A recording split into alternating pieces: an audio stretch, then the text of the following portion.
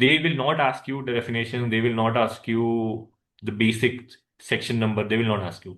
They will ask you how to apply that.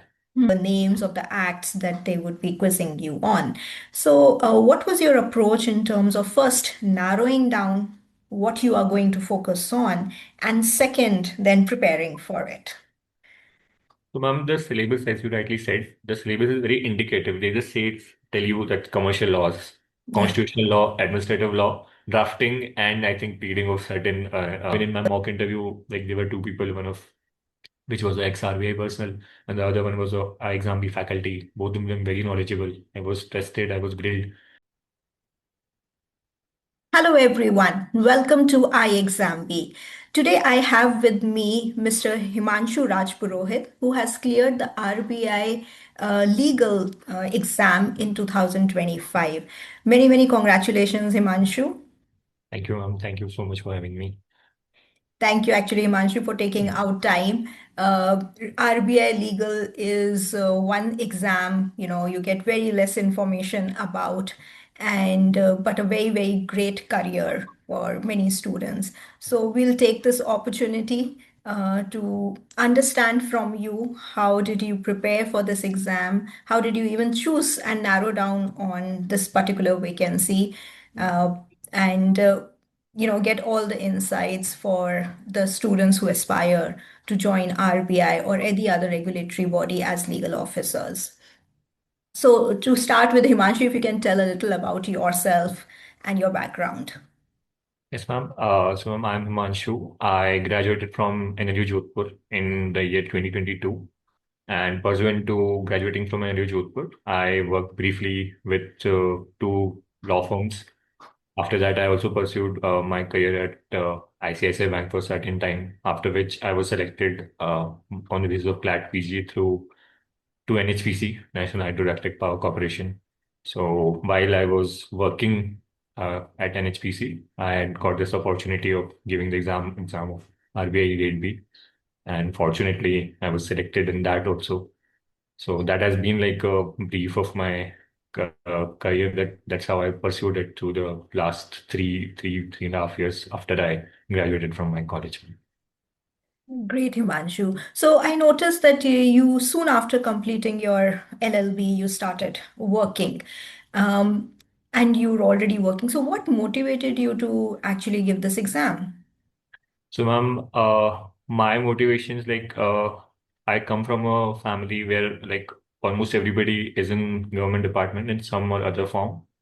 All of my sisters, my mother is also working. So there has been an inclination like from a beginning that I had to pursue a career in some government sector. But I was looking for the right opportunity and the right like so basically I was looking for a place where I believe my skill set will also be utilized. At the same time, I also feel that what I'm doing is meaningful and contributing to a good level. So I think whatever like careers I've pursued, my pursuit has just been that. Yeah, that's I think a very focused approach, knowing and slowly and steadily moving towards your goal. So Himanshu, if I talk specifically about RBI Grade B legal vacancy, and if I talk about the eligibility, apart from your minimum bare education that is required in law, you also need to be enrolled with bar, Yeah. and you also need a 2 years of experience. So when you completed your LLB, if this was something that you were working towards already, did you enroll immediately after your LLB or for the bar, or did you wait before you started applying for the government jobs?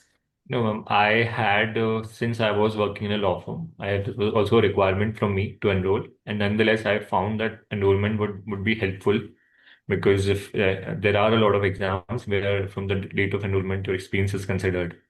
So I was not specifically aware about RBI Grade B, but I was aware about certain examinations. So right after my college, I had applied and I had gotten enrollment, and it's generally suggested to do that for all the people, even if you are interested or not interested to pursue a career in litigation or anything related to litigation. So I got enrolled like right after the college. I think that's a great advice because yes, many times students realizes much later, Yes, and then the time is spent in getting the enrollment. So I think once you complete your degree, there's no harm, there's no downside to doing that, but there can be a lot of upside in doing that. Uh, Himanshu, if I can also ask you, is there a difference between enrolling for from the center and from the state? And for these exams, does it matter? no, generally the all the enrollment would be from the state only. There is no as a center specific enrollment. So you're like whatever domestic state you are from or wherever you are working, like you can enroll anywhere. Generally the process is almost the same everywhere. Some states take more time, some states take less time. Earlier there was also a fee, but now even that fee has been waived off. It's now it's a very minimum fee for I think 500 or I think some more amount. There was a huge fee of 18-20,000, which we had to spend to get enrolled. But now even that has been waived off after a judgment that came from Supreme Court. So whatever state you are from or whatever state you're working in, you can enroll. Yeah, that's a good point also. And if cost was a deterrent for some of them, I think, and if you're not aware, that's no more a deterrent. So I think there's only upside now to enroll. Um, and talking about the next eligibility criteria, which is the 2 years experience that is needed. So what kind of experience is acceptable? Ma'am, as per the notifications, it is said that either you are a practicing advocate or you are working in a reputed legal firm or a in-house firm or a big corporate or or a multinational corporation, or you are a professor in a college.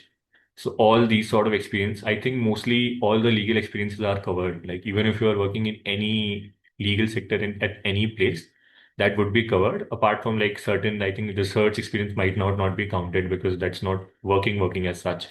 Otherwise, I think all the legal experiences, whatever you gain, even if you're an advocate, even if you are working in any other big firms, so that would be counted towards your counting your experience. If you're working with the chambers of some advocate, that will also be That considered would in be counted. boutique legal Legal firms that organization, would. then also it doesn't necessarily have to be a public sector company or say, for example, an MNC, right?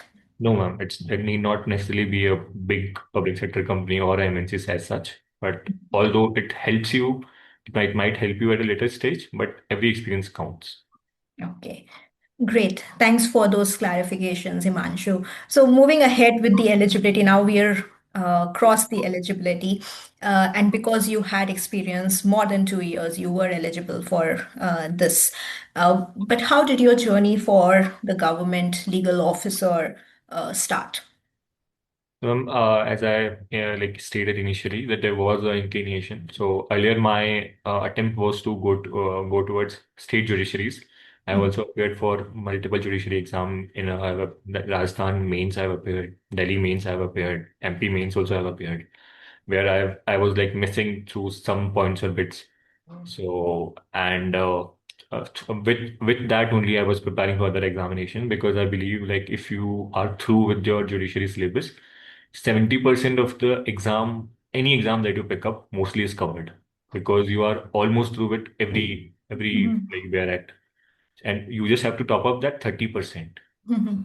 So that's a very good, like, I think that's a very good approach even for people who are targeting both of these things. If you Mhm. are very good with the judicial preparation, that will be a lot helpful in any pursuing any other examination. Mhm. So from that, the basic understanding of like the Bare Acts, how the basic major concepts are came in. And with that through and how that time with time I kept appearing for a various examination. It's not that whatever I've chosen I've become successful. That's not have been the case. I've failed multiple times in multiple Mhm. things. That's only and every failure came as a lesson that we have to work on this, have to work on that. And through as I was going on, like gradually the journey teaches you a lot. And the very basic like the lesson that I've followed is that you choose less number of things, but you do it really well. Like the number of revisions, you are studying same thing again and again. Mhm. Whereas law in general is such thing that every time you will open up, even if you are opening it for the 100th time, you will get to find new things New because the law things. is structured in such a way. Mhm. So that I think helped. Slowly, initially also applied for other examination, airport authority, legal executive, SEBI legal. So these have been like various exams that have appeared. And so Right. even through as I went, I came to this position where I was able to clear RBI gate. Great, great, Himanshu. And very rightly put, it's not that overnight Hmm. things, miracles happen. You keep working in small, small steps, and failure is not failure till you actually give up. So every exam that you've given in the past, I think, became a stepping stone Yes. next. So taking from that, like you mentioned, you've given judiciary, you've given SEBI legal, you've given CBI, APP, and various other Okay. exams on the way. Uh, what's the difference exactly between preparing for judiciary and exams like regulatory bodies, RBI, SEBI? From my limited understanding, if I may state, uh, the exams that you give for regulatory bodies or in the banking sector or in the insurance sector, these are not 100% legal. Before you actually are tested on your legal knowledge, you have to go through the aptitude phase where you tested on quant reasoning, English, general awareness kind of subjects also. So the preparation may be a little different. So what has been your experience for preparing for judiciary and exams like regulatory bodies? So there are two parts of this answer. First part would be where I would be comparing the legal side of it, and the second Yeah, would be I would be covering the other aspects. right. The legal side of it is, ma'am, very clear. Most of the judiciary examination, apart from Delhi or Haryana, if you exclude, mostly it's pure rote learning based examination. Like you learn, you mug up, you Mm-hmm. paste it down there, and you make it. It's Mm-hmm. very simple. Mm-hmm. Nothing new application, nothing new landmark, or nothing new coming up, or there's no expectation out of you that you will know the things which are really new, which what is happening in your country. It is not expected out of you. It's what is expected out of you that you are expected to know law as as broad as possible. Okay. Whatever you have known, just write it down and you're clear. Mm-hmm. Whereas if you come to a regulatory body examination for legal, whether it's SEBI, whether it's RBI or it's anything, RBI is different in the terms because RBI also gives you the part where you are asked application-based questions. Mm-hmm. You are not asked that what is the definition of a decree, let's say. Right. You're asked whether this decree has been passed, is it Mm-hmm. correct to the provisions of law or Or not? not. Right. Judiciary is what is decree, where Mm-hmm. the decree defined. And Mm-hmm. RBI grade B is RBI grade B is ki, how is this, whether is decree valid or not? Mm-hmm. That's the difference mainly. Even Mm-hmm. in the MCQ examination was SEBI I have seen, there are nuanced examination. Like they will change a small bit of a section and they'll ask you a question. So the rod learning based experience won't be that helpful. Obviously, the fundamental learning that would be helpful, but Mm-hmm. a rod learning would not be helpful in a regulatory body examination, but that would be helpful in judiciary examination. Now, coming to the other part of English and the reasoning, in certain state of judiciary, English essay and Hindi essay are part. Yeah. Some also test you on the translation part and everything. Otherwise, it's not. Mostly, it's legal. The major portion is legal. Here, there are like in SEBI, there is a first set of examination which is not legal at all. Like you have to clear there are two sets of the paper. One is the legal and the other one is purely quant, English, everything. So you have to have that eligibility, like you have to score, I think, 30% in that paper, which has English, reasoning, GK, quant. Minimum. So side by side, you will have to be prepared for that. But that's not a very different preparation, or that does not take a, for example, if you will take a journalist exam of all these exams, that would be very difficult. But for the legal scene, that's not very difficult. If you have a basic understanding of how things are done, and if you know the syllabus and how you know how to practice well, that would be figured. That's not a very big, but yes, the main difference lies in the structuring of these examinations. Mm-hmm. Okay. Right. So, like you mentioned, 70% of a lot of things that you studied for judiciary did form a base for Yes. the exams that you followed and gave further. And Bare Acts definitely do have an importance, but how you study the Bare Acts becomes important. So, If we start with RBI Grade B specifically. Now, this was one exam where, again, the focus was only on the legal paper. They had a legal paper and an English descriptive paper. And within legal also, there was higher weightage towards the descriptive Descriptive portion. portion as compared to MCQs. I think MCQs is only 30 marks and 120 marks is your descriptive paper. And coming to the syllabus itself, the syllabus, while RBI did give a syllabus, it was very indicative kind of a syllabus that, you will be tested on drafting or certain laws, and they did not really list down the entire names of the acts that they would be quizzing you on. So, what was your approach in terms of first narrowing down what you are going to focus on, and second, then preparing for it? So, ma'am, the syllabus, as you rightly said, the syllabus is very indicative. They just say tell you that commercial laws, Yeah. constitutional law, administrative law, drafting, and I think reading of certain like acts or whatever. So that's all. That's the syllabus. But generally, what happens is when you are given such type of syllabus, what you start is you start narrowing down from the first portion where you have the less number of things. For example, admin law. Admin law in India is of whatever notes you might pick up, whatever anything that you might pick up, it's not more than 10 pages. That's it. That's admin law in India. So you start doing the things which are very clear first. Admin law, constitutional law. So and anyways, if you are preparing for any examination in India, previous year question papers like forms the basis of everything. So you go to all the previous year question papers. Mostly all the previous year question papers are available on RBI site itself. So you see and understand what are the types of questions that they're asking. Mhm. So when you will go and understand, you will see that in each almost every year or one or two, there are questions from law of crimes. They're asking sentencing, they're asking bail, or they're asking something which is related to that.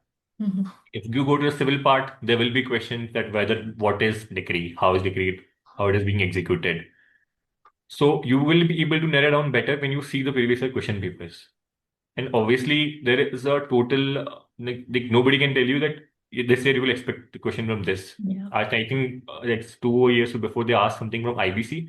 And from in our paper, there was a question of SARFEC. Hmm. Like a very application-based question that how the charges will be ranked, what will be the effect of non-stamping of instrument. So non-stamping is a very niche topic. Niche part, yes. Nobody studies stamp act generally unless it's a Mhm. part of syllabus. So you should be aware because the non-stamping was in discussion because recently there was a judgment about non-stamping and what it leads to, whether it led to cancellation or not. And I was lucky. I was like simply lucky because I had worked for ICICI Bank right before NHPC. So I had a good idea of SARFAC, that how Mhm. it will play out. It was Mhm. like it just meets like sometimes when you are like keep doing things fall in right place and Mhm. ultimately Right, you get right. what you are looking for. So narrowing down would be based first basic would be the previous year question papers. You pick up the papers and you try to understand what the examiner is trying to understand, like question from you. Question you, yeah. And second basis would be once you understood that, you try to formulate an understanding of doctrines, concepts. They will not ask you the definition, they will not ask you the basic section number, they will not ask you. They will ask you how to apply that. Mhm. Application concept, if you see, there are not a lot of application concept in the bare acts. Like there are very few. Once you keep like once you read it through. So for example, if we talk about let's say a constitutional law question, if they ask like whether this is constitutionally valid or not, what are the tests that we have? So we have a simple triangle test 14, 19, 21 where we see whether it is valid or not. If they ask you that who has the sentencing power. So these are very basic questions. And application based area in bare acts are very few. Mhm. If you study bare acts and you're able to figure out that see the question can be framed from this, where there are multiple things, where there are powers given, where there are discretions, that would be, I think, enough to narrow down on the subjects. Okay, right. Right. So, you kind of answered it, but I'm still explicitly asking if you can give a more nuanced answer to this. In bare acts, as you said, application may not always be present. Then how does one prepare for those application kind of questions that may come in the exam. So, ma'am, if I could like give you an illustrative list of bare acts, like it's not so not 100 proof and it's not foolproof, but like what I can give you is you start with constitution, you study contracts, you study specific relief act, you study limitation, you study CPC, CRPC, IPC to an extent. In commercial law, you study some sort of Companies Act, like only the major portions of Companies Act and not everything. You study SARFAC, you study IBC concept. I think that is enough. Like for like from my understanding, that would be a major portion. Major part. Major portion Yeah. because all the corporate and commercial laws are covered here, Yes. and Yes. so are the constitution and the other laws. So Mhm. these are would be the major laws that would be covered. So when you will go and start studying about these things, you will obviously realize that even if you see a pattern in judicial services examination or any other examination, questions are generally asked from a similar type of area. Right. For example, what is decree? This has been questioned like 1,200 times in every judicial examination. Mm. What is the sentencing power? This is a question everywhere, like everywhere. So these are the areas you will only understand when you have the analysis, like proper analysis of things. Proper analysis, you're spending time, and as you stated earlier, if you look at every exam that you give as a stepping stone, you'll start seeing patterns and take learnings every time. And very, very important point, I'm reiterating it for the benefit of the listeners. A lot of your, in fact, your majority of your preparation comes from the most basic and common things.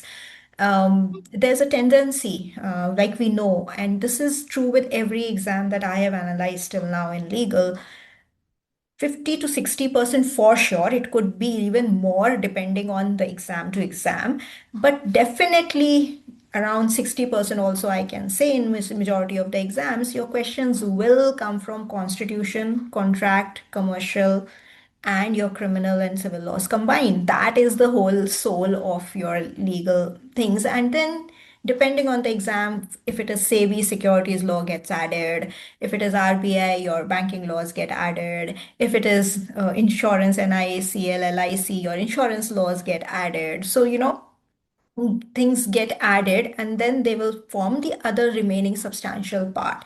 But the first tendency is we start chasing those and miss out on the core, which could anyways take you a long way in a particular exam it's on its own itself. Yes, ma'am.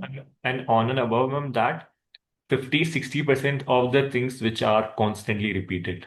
A constant. Constantly repeated. Yeah, right. 56-60% forms the basic for every examination, and these things are Mm. constantly repeated. If you are visible, like if you're not just having an eye would help, but if you're able to see through this is the conclusion that you will come to, that these things are being constantly repeated, these things are run down, but still they will be asked because that's the only basic. That's how you test a law student.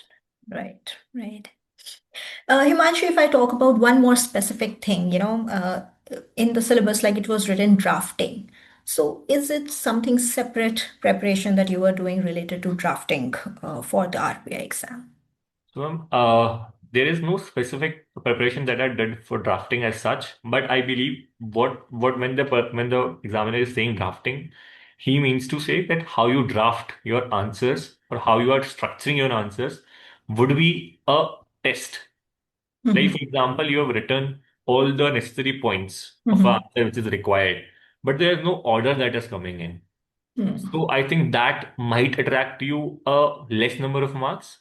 But another example, if a person who has given an average answer but has structured it really well, so that Mhm. structuring, I think structuring of the answer and how you are framing it, like framing it in a very simple language. All the laws are very complex, but the Right. expectation is that you will try to frame it in a very simple language. So I think that the only test of drafting would be that how you're drafting your answers. When the it's very important, ma'am, that you should not like miss even a word of what is written in your syllabus or in your notification. Because every word counts. Every word counts. If you ignore anything, it would be harmful in the long run. Sure, sure. I think that's a good advice. If I can also touch on the second paper, which is the descriptive English paper. Um, There, I think you have to write an essay, a précis, there is a reading comprehension, and also a letter is Okay. asked in It's RBI. either a letter or a report or a Okay. notification, Mhm. whatever you choose to write, there are options. Okay. So, reading So, comprehension and the précis, I think, like, matlab, it's a compulsory thing, and essay, and then a report writing on whatever it is. okay. So, what kind of a preparation were you doing for that paper? So, ma'am, for English, I believe, for essay, I would like to go question wise. For an essay, I think the basic format of the essays, which is generally always done and seen like how everybody has done it, will be an introduction, and then will have a briefly touch about the historical background or some sort of points related to that topic. Then we go on exploring the economic aspects, social aspects, or political aspects, or any other aspect which related to the topic. And then we try to give some suggestion, and then we conclude. This is a general structure for the essays that we follow. Right. But might be some specific type of essay which might be asked, which are problem-based essay. For Mm-hmm. example, there's the problem of over tourism. How do you fix that? So Mm-hmm. in that essay, you will might not be expected to give a historical background or might not be a lot of aspects. But tourism will have other aspects. You have to cover that. So it's Mm-hmm. a major would be that you try to practice your essays and try to write in this format, majorly this format. And if you like give a good practice of like 20-25 essays on various different topics. The topics have to be different. You just can't be writing essays on Mahatma Gandhi throughout to figure out everything. Because Yeah. you have to see that what is the expectation out of you. If the expectation is they are expecting you to give solutions. They're expecting to analyze that what is the problem, how the problem will be solved. And if the problem will be solved, what will be the benefits of the solving of that problem, how the country will benefit, how the other people will benefit. So it's more of a very question-based thing, but largely the Mhm. structure of the essay remains the same. Right. You just have to figure out that what is the expectation out of you. If they're Mm-hmm. asking that like over tourism is being a problem, how do you aim to solve it?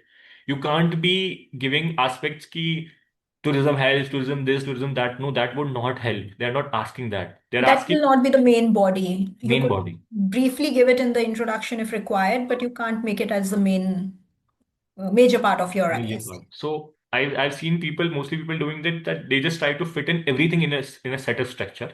You understand this is the very universally acceptable structure. It helps like in every exam that you give, but try to structure it in a manner where you are answering the question. You Yeah. have to answer, you have to understand that what the examiner is trying to get from you. Mm. So that I think it would be helpful, and practicing is obviously helpful, ma'am. So essay is that pressy writing, same. Where you practice like 10, 20, 30 times pressy writing. That would be done. Pressy is a very simple thing. It's not something you write simpler sentences. You don't write very big sentences.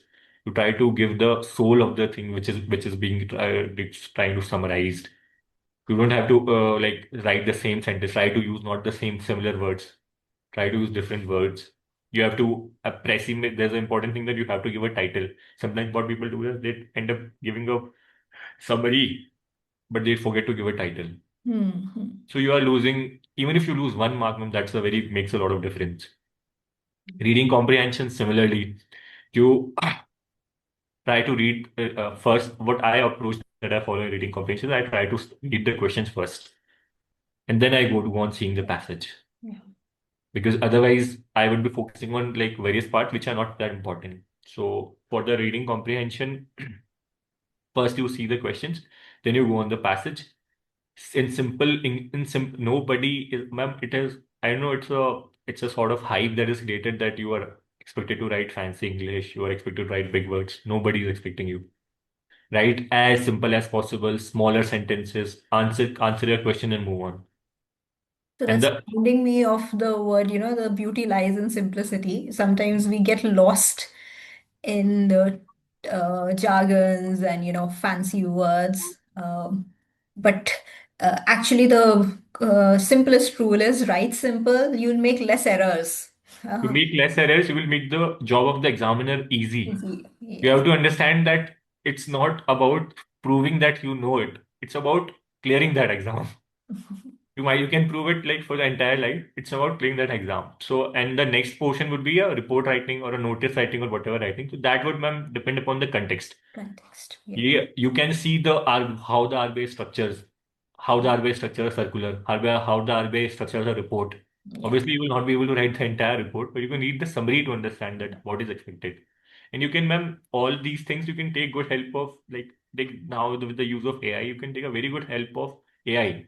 You can try writing on the laptop. You can just check it. Let's see what errors I have made. You Mhm. can, even if you give a prompt, let's say, check it in the form that regulatory body is asking or RBI is asking, it will give you good, very good suggestion. That helped me a lot in the practicing of all this. And even the answer that you frame in the legal section, the format that I generally followed, which has been like through my like it's the probably teaching from my college, because we were told to write every answer, every we have to frame every memorial in a format which is IRAC, issue, rule, analysis, and conclusion, which is Mhm. standard format. This is a very old Yes. format for everything.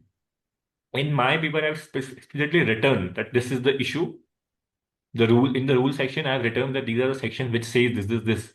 Mhm. Then and later I go on to analyzing that. See, this is the rule and this is how it is applying to this situation. And in my conclusion, I've said that this is the conclusion that I'm coming to. This is correct because this is so. Mhm. So this like is majorly the formats of how do we write and how do we practice about both of these things. English is very, very important for this examination, like 100 marks. And 100 marks. sometimes what happens in SEBI and etc. is that the weightage of English is less because it gets Mhm. translated into less. But in this examination, that's not the case. They're not doing the exact, like the One cut-off mark of comes out English, of the entire one mark 250. of English is 1 mark of legal. Yes. So you cannot miss it. You cannot miss practicing it. You cannot miss analyzing these things. You have to give good time. I think I would scored 67 in English of Wow. out of I 100. think that's very high score because usually in English we see, 60 is the 60, upper 50 side, like and anything above 60, I think, is like very good, I will say. so So English. if you've touched on this, so if I may ask, what was your overall out of 250? How much did you score? I think out of 250 I was had 67 in English, and I had a total of 207, out of which 177 was my total. 177 out This of. is written exam you're talking about? Yes, no. Paper one and paper two?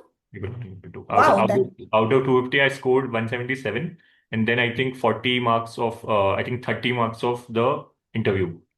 So that went 40 to marks of 200, the interview. 40 marks of the interview. Yeah. So that my total went to 207 out of 290. Okay. Great. I think that's a very good score, Himanshu. So, Himanshu, before I move on, now we'll also talk about the interview. That's the next stage. 40 marks interview also has a critical role in the overall selection. But before I can move on to the interview, one last question related to your preparation. How were you managing a full-time job and your preparation? So on that, I think it's like so. How I have learned this is that if you have a will, you will find a way to like towards it. Like very basically, but whenever while I was at ICICI, I was still preparing for all of these things together. So I was living in Bombay. I would not have a lot of time at my hand. I would lose my time in commute. So I remember have studying in local trains like throughout my journey. So Mhm. that was just an example. It's not something that, oh, I've done this, that. That's a simple Mhm. example of showing that how you steal time out of the things. Mhm. Now at an HPC, obviously it's a government job, so it's not that very strict in terms of timelines and everything. And my seniors were actually helpful here. So Mhm. even if they were, I was telling them to see I'm doing this that. They were also helpful. They were guiding me. They were not demanding my work because they would. If you like win the trust of any person, it's easier to manage with them. Right. So you have to take out your time after office only. You have to, if you have, even if you have 1 hour in the morning and after office, you can like, I used to come back by 6-ish. So even if I will have like good 4 hours of studying after office, that's like 5 hours of good study. So Yes. 5 hours of good study is good enough. And I Like think even the 4 hours a day is a very, very decent time. And if you do it in a qualitative manner, um, consistency is many times highly underrated. Yes, ma'am. But it is what it is. It does take you step by step towards your goal. Ma'am, So, I did not have a very high expectation of this from RBI Legal as such, because mhm, I was at that time like some things were started falling in place, so I was a little relaxed. But I would not I would not stop studying at altogether. Whatever I could, I was keep doing it, revising, re-revising. I think that will take you places. Like you take out fixed number of hours, and for me, the things work other way. That when I'm under pressure, I feel I perform better. okay. Mhm, Because when I have less number of hours, I will know that if I don't study, the person who is sitting at home and solely preparing, he will get ahead of me. He will mhm, get ahead of me. yeah. So like the simple basic, try to steal times around like Mhm, wherever you find time. And like I have a lot of religious beliefs also, and I have a faith in God also, a lot of it. That if you try to make things work, people actually help you. they fall in place. The universe will start like pitching in. They will test you in the beginning, but they will start later pitching in. They know, do this. You will have a good time at your hand, but you will have to be prepared. You Yeah. cannot be left out. So I would have all my notes in the digital form. I would have all my notes in physical form also. So Yeah. wherever I am getting time, I would study. I would go through them. I'll carry my barracks throughout. I've carried my barracks for the last many years. Wherever I go, wherever the places I went to. So that I think would be helpful now. Okay. Um, so, your discussion brought me to another very important point. Like you said, revise. If you had to give a number in percentage, of course, between studying and revising and practicing, how would you divide it? 50-50, 90-10, 80-20. What is your So, ma'am, if percentage number? If I would give a number, so it would obviously depend on the phase of the examination that you're preparing on.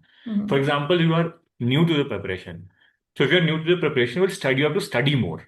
You have Yes. to like just take the substance more. Mm. Later, as you grow on the time, like a good formula would be that 40% of the time you give to detailed deep study, 40% of the time you give to like revising, and 20% of the time you give to practice. Practicing is like the most important thing. Mhm. For me, whatever my like one of my strengths through whatever exam that I've given has been my speed. But my speed has also costed me a lot sometimes. Yeah. How? But it because so my reading speed is a little bit faster. Mhm. Sometimes I will miss out one or two words, and that would change the subject or that would change the thing. Mhm. But at the same time, where my reading speed is tested, I would be soaring well. Yes. So it's a So good balancing act, and I think uh, one has to be aware about their strengths and weaknesses to be able to leverage them the best in a particular situation. Uh, and the best part of these exams is they're not asking for a perfect 100 or a yeah, perfect not. score. That's not what you need. And sometimes we as students, when we are preparing, we get confused and lost because especially if you're coming fresh out of college or still in the studying mode, we carry that school and college Mindset with us. mindset where getting a perfect 100 or getting above 90% or whatever your target number is, depending on what kind of education you've done, we're always chasing that final number. So that Yes. mindset also costs a lot to a lot of students, and it takes time to come out of that mindset. So I think that's a good point, that know your own strengths and weaknesses. They will take you a long way, and you don't have to be perfect Now and it's looking for very a simple. perfect Your score. focus in all these examinations should always be on clearing the line. Your focus should not be on that I want to become a legal expert. I want to become an expert in this field. If you want to become an expert in that field, go pursue academia. This is Mhm. not the place for experts. This is the place for average mediocre people who, if given right resources, can apply and can make things work. It's very simple. The expectation of job itself is such. So if you are aligned with the expectations of your job, I think that would be helpful. So coming to the last phase then, according to being aligned with the job expectations, and that's what you do get tested for in the interview, I think, because your subject knowledge, your technical knowledge, to a large extent, has been tested in the written exam. Interview is more a test of personality and finding whether you're the right fit and whether you can be aligned with the organization's objectives and goals. Uh, so, what was your interview like, Himanshu? Now, to be very honest, my interview experience of specifically RBI Grade B, if I compare it to the other interview that I've given, was not very great. Like right Okay. out of interview, I was a little bit disappointed that I could not like perform as I expected. There was like, but obviously there were only few points of that. But I Mhm. believe that took a whole like portion, like a dent on me. Mhm. Then that affected my other answers also. But on an average, it was a decent, like it's a decent experience. For example, if I was asked 10 questions, I was able to give good answers to like seven-ish. 6.57 answers I was able to give them. Three Mhm. answers I would not know. It's very like the basic concept of the interview helps everywhere. Be true, be honest. If you don't know the answer, just say don't know the answer. In my panel, I was told that this is basic. You should are expected out of expected Mhm. out of you to know that. But if I don't know, I don't know the answer. It's very simple. Mhm. So otherwise, my experience was very good. The interview panel is very gentle and very good. Ma'am, Mhm. there were questions when I was feeling stuck. Like I would have the initial point of the answer, but I was not able to frame the entire answer. I was given good time. I was given attempts that must take Mhm. time. Give a good answer to this. We know that they were like reassuring that we know that you know answer to this. Mhm. That was good in the sense. My interview lasted for good like 15-20 minutes. Mhm. Basic questions of how my experience has been. Since I had directly worked in banks, they also had a lot of questions for me. I was expecting also that there would be a lot of questions from me. So Mhm. that was that few questions how your career trajectory has been. Since I've changed like 3-4 jobs in the last 3 years, they were like, why I change this, why change this, why go to that. They have to figure out that your motivations are in right place. If you are selected, you will like serve this organization for a longer time. Mhm. And like that's majorly it, ma'am. Okay. So good points actually, Himanshu. So I'll take out a few of them again, reiterating for the benefit of the listeners.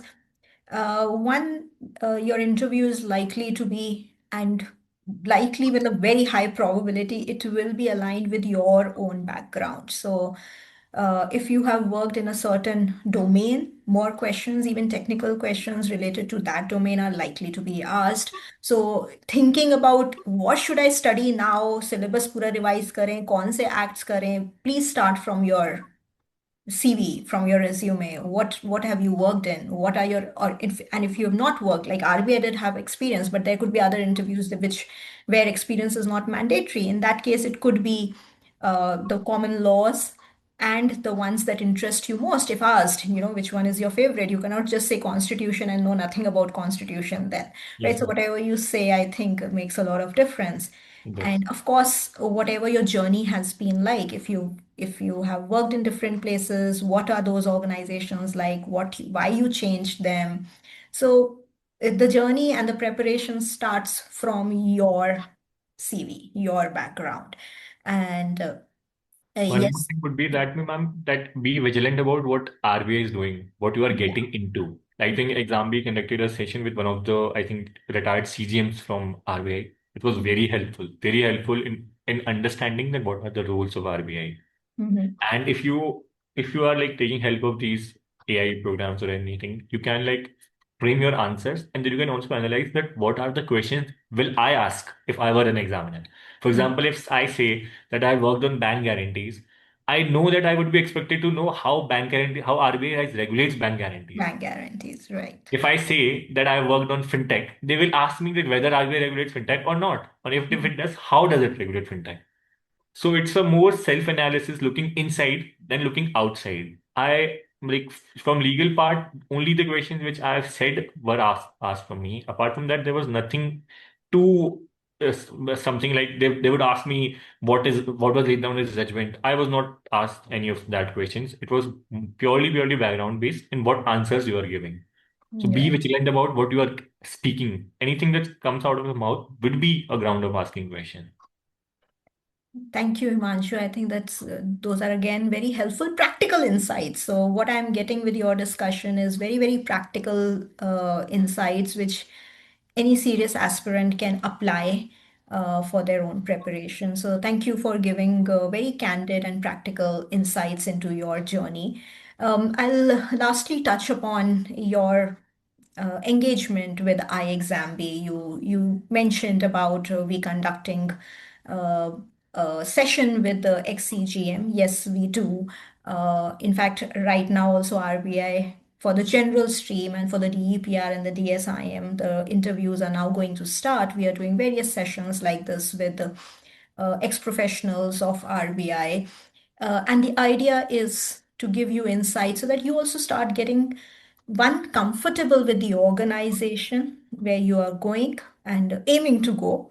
And second, what you can take out in terms of structuring your answers, which are better equipped, better structured, and better fall into place with the organization that you're going into.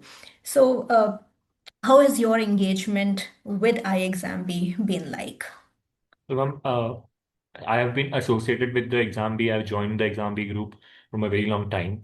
I was constantly getting updates about examinations. Exam B also does a lot of introductory sessions, such as what is the paper format, how do we analyze the paper, what are the previous year question answer papers, and how do we answer that questions.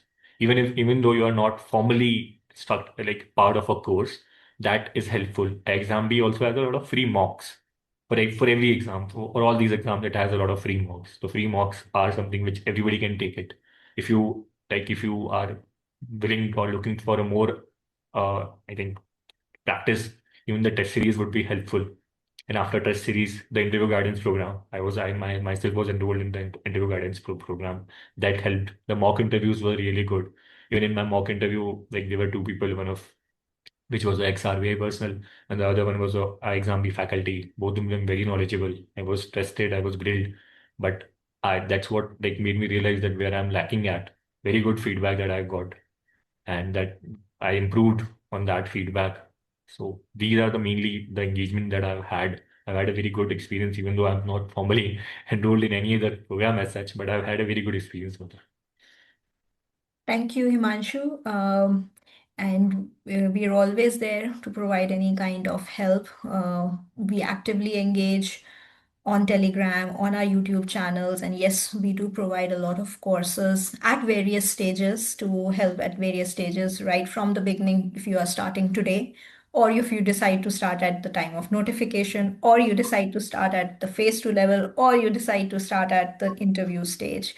Uh, we're there to help. The idea uh, being a part and wherever we can help to make the dream of various aspirants to get their dream job as many as possible. So thanks again, Himanshu, for taking our time today to talk to us.